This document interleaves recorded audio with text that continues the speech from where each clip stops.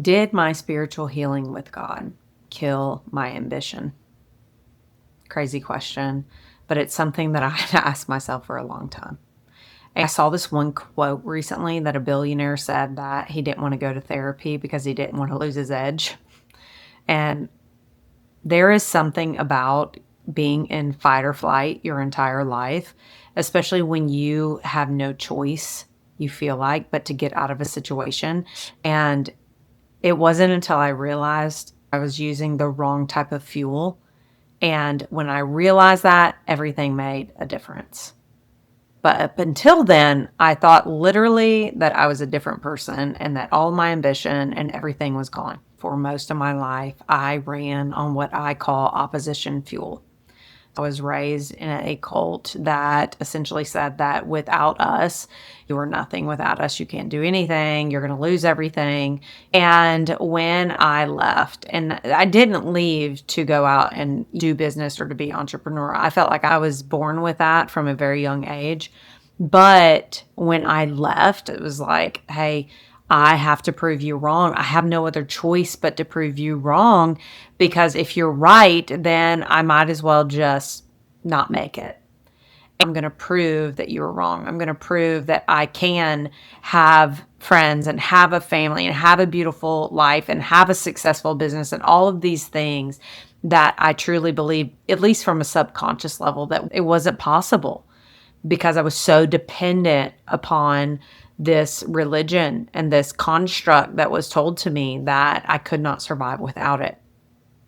And I didn't realize how much opposition fuel I really relied upon.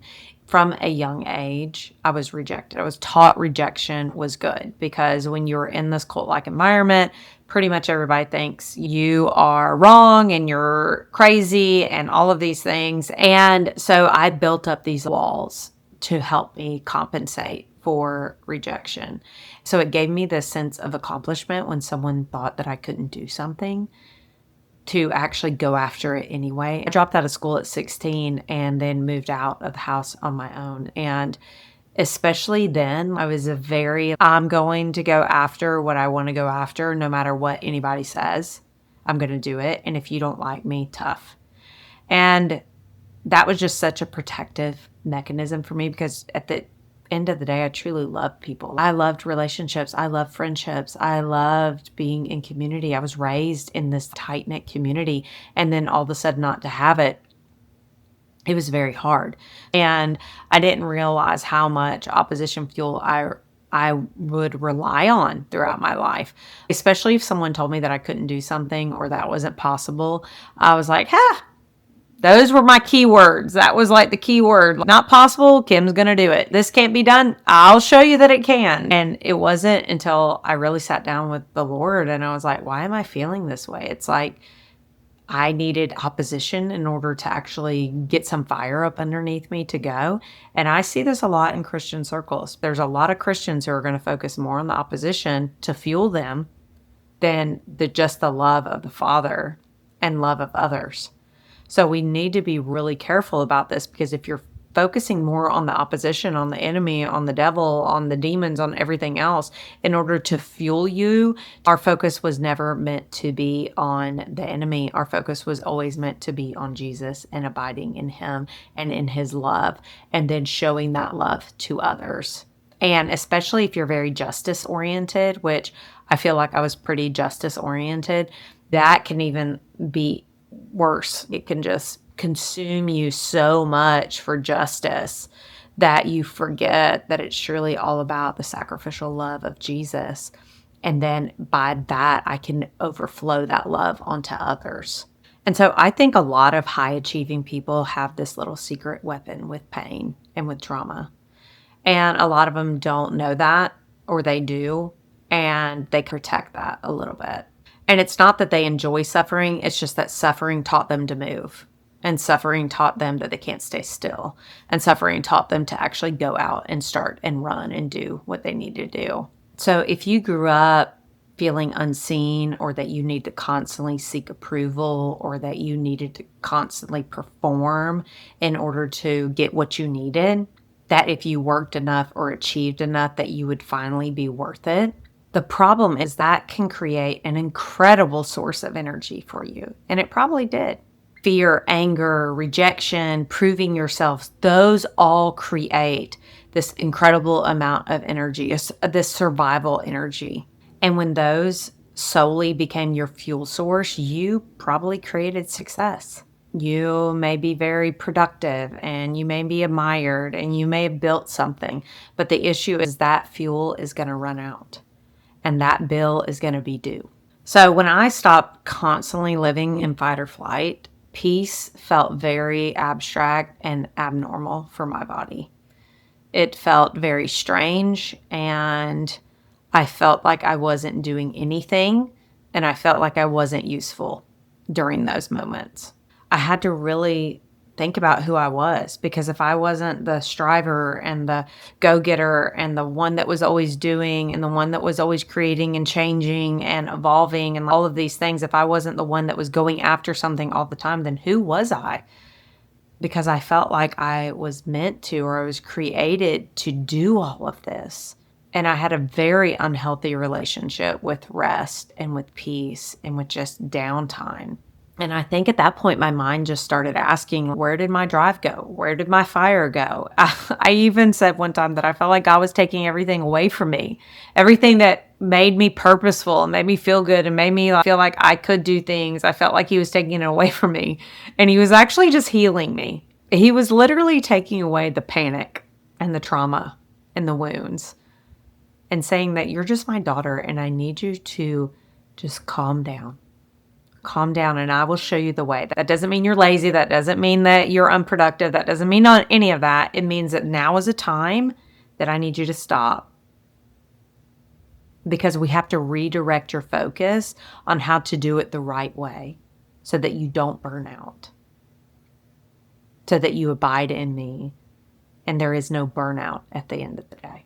And this whole period of my life became so spiritual for me because I really didn't know who I was without that. And it made me question everything. I was raised in such a heavy works-based faith.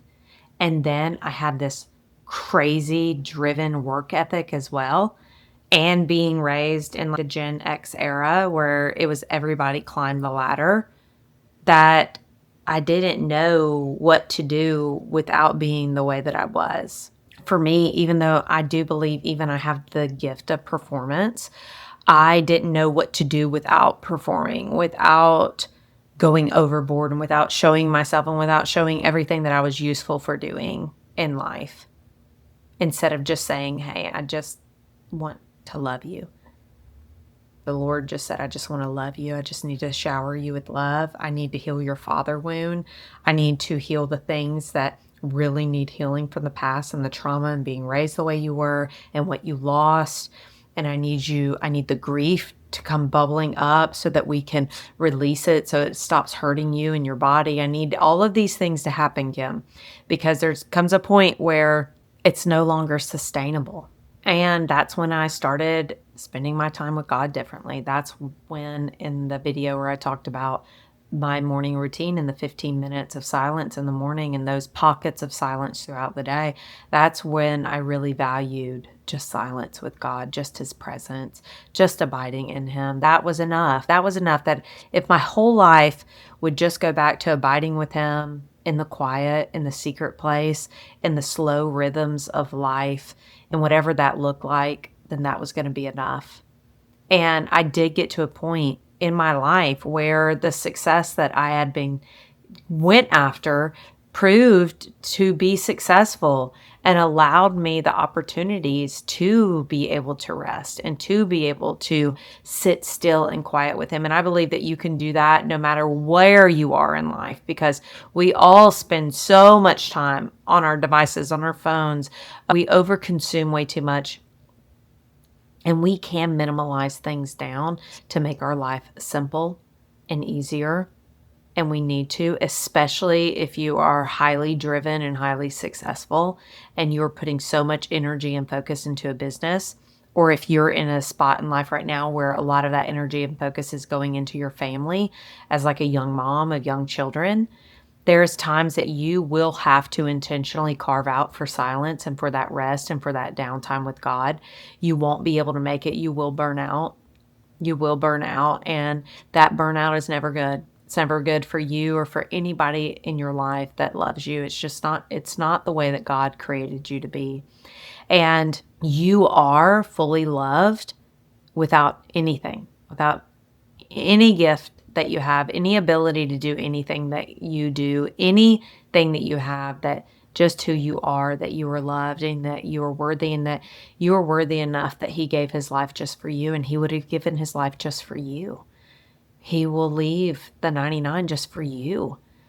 And that is something at the end of the day that no amount of pushing yourself and no amount of performance and no amount of trying to be useful is going to take that place, the place of just the pure abundance of love that he has for you. And so my ambition was just really redirected. It was no longer like what I could build to be successful or what I could build to have the best ROI. Although I am very intelligent when it comes to finances, the first question was, what can I do? The first question was, what am I building and why? God, my Father, what am I building and why?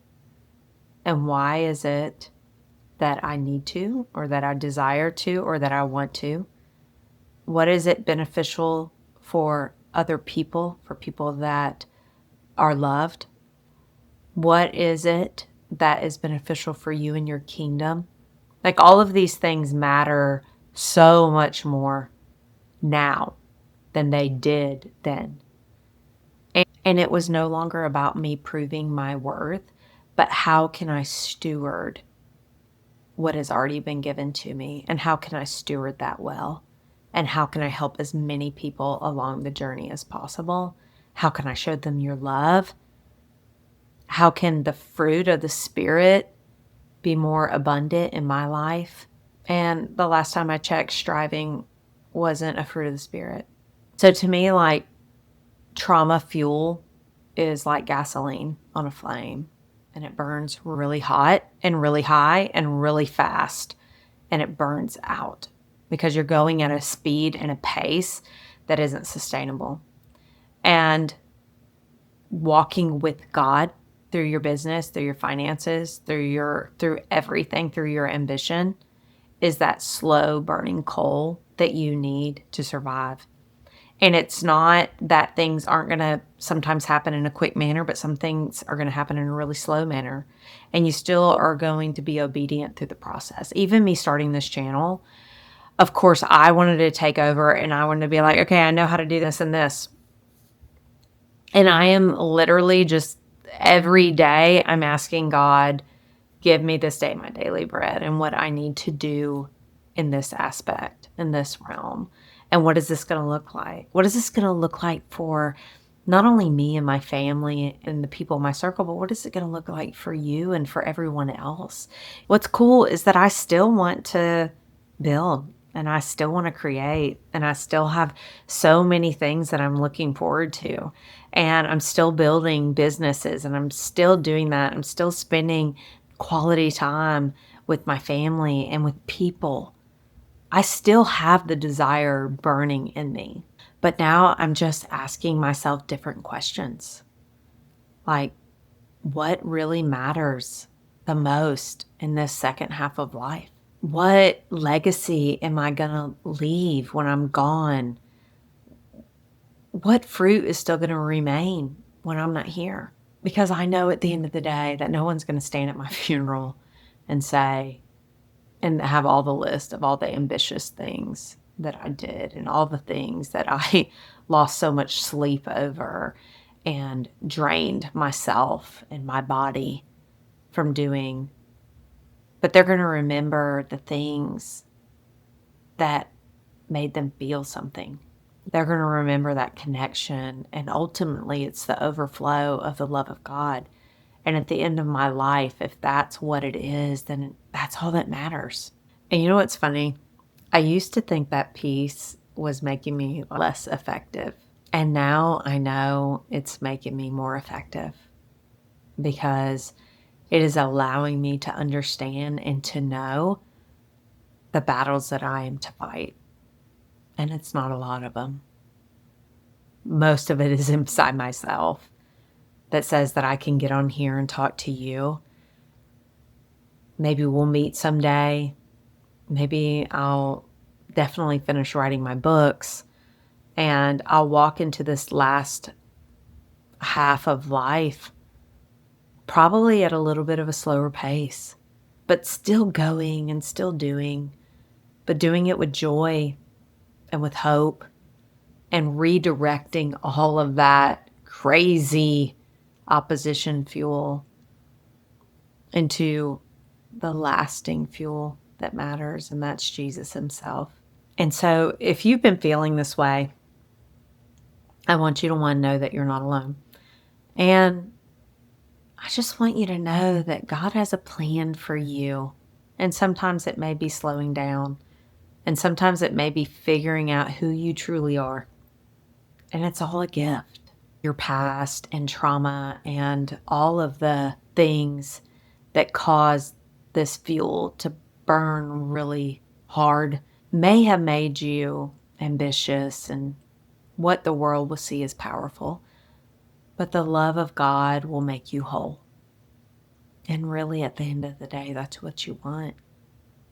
And you can still do the business, and you can still raise the family, and you can still do the daily things, but actually love it and love life and love your life and be in joy and anticipation for today and a new day. It's possible. If this kind of spoke to you, I'd love to know what your fuel has been that you've been running on. What is it? And what do you need to switch it to? What do you need to surrender? All right, y'all. I'll definitely see you next time.